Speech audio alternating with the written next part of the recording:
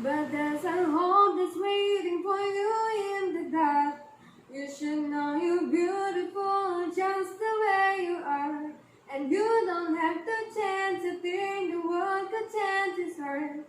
No scars, so you're beautiful, you star and you're beautiful. Assalamualaikum and hi everyone. My name is Nur Putiwarda binti Kandar, representing Sekolah Menengah Kebangsaan ELOPURA 2. Today, my purpose for this video is not to sing, but to review 5 books that I really love.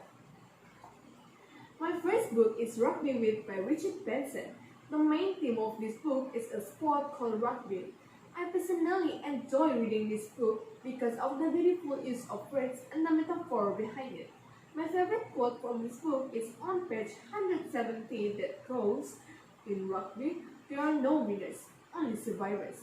I simply define it as we should live the life we want because no one loses or wins on this earth. So, believe in yourself.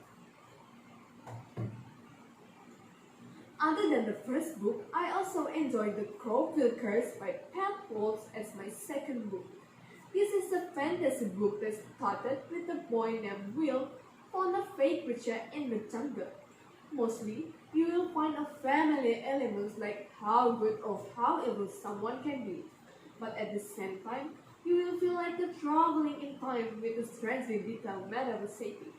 As an example, a detail like the relative comfort of living in a wooden hovel compared to the cold stone rooms in the abbey which quoted in page 99.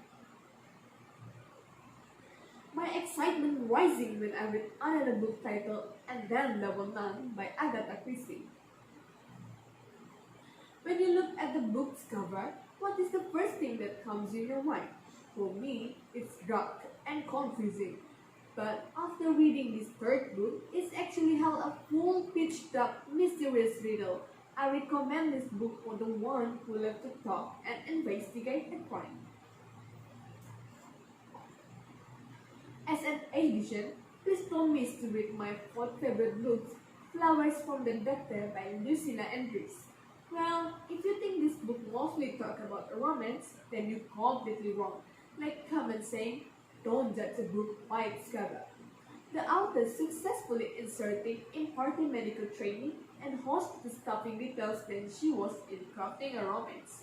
So, for the one who wants to be a doctor, this book may help you a little bit to know what is the real situation in hospital looks like. Now, I am extremely excited to share about my most favorite book. It's entitled The Morning Post by A. Samad Said, translated by Hawa Abdullah. First, I will talk about the biography.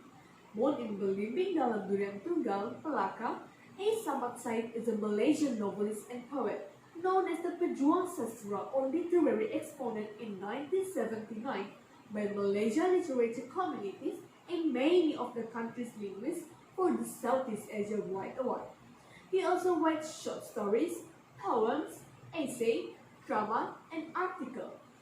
2 of his notable works were Salina, about a prostitute in Malay pre-independence, and my favorite, Hujan Pagi, or translated to English as The Morning Post, considered as a Malaysia's first magical realism novel. Secondly, I will share the synopsis. The main character of this book is Lokman, who confused between imaginary and reality of his surrounding. In his hallucination, he inherited the chief director position and became a pre-war journalist of the daily newspaper, The Morning Herald. But the British restricting his freedom as a journalist to report the true and accurate news that inspire the people of Malaya for independence from colonial authorities. It makes him stressed and depressed, while in the reality, he is just a patient to psychiatrist Dr. Ahmad Teo. Thirdly, pleasure of reading. If one doesn't fancy reading, they would have stopped midway. It may make you confused because of the fast change between reality and hallucination. It feels as if someone purposely made it this way. The reader seems to be immersed along with the storyline, and on the closing page, you will feel as if you want more. We read till the end but don't want to find an end point. Want more, Last but not least, from my point of view, inserts the Malay culture like the weapon is food, clothes, folklore, literature, and daily social life give age in processing the background of the story. It is definitely Pak Samad magnum opus. It is intelligent and well written, albeit with slow storyline. In today's world, Pak Samad's power in trying to portray the rightful elements of a newspaper and enhance the transparency of journalism, leaders, authority, feminism, demonstration, and education, so the people use their voice and vote for the right. Briefly, the writing in this book is ahead of its time.